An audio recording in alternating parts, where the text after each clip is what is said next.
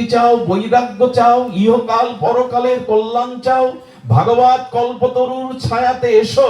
এখানে দুহাত বলে অন্তরে প্রার্থনা করলে ভগবত তোমাকে সব দিয়ে দেবে, কিন্তু অন্য বৃক্ষ দিতে পারবে না, কারণ ভাগবত হলো কল্পতরু বৃক্ষ। এখানে জ্ঞান, বৈরাগ্য, চেতনা সবই আছে।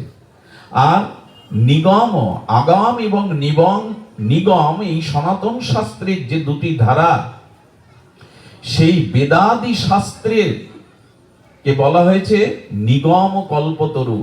অর্থাৎ ভাগবত হলেন বেদবৃক্ষের, সেই বেদ উপনিষদের বেদবৃক্ষের বিগলিত রসালো ফল। শুধু ফল নয়, একে রস বলা হয়েছে।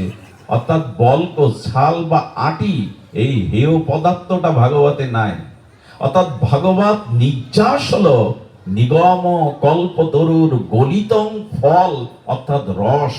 এই আনন্দময় অমৃতময় রসই ভাগবত। এখানে আটি নাই, খোসা নাই, হেয় কোনো বস্তু নাই।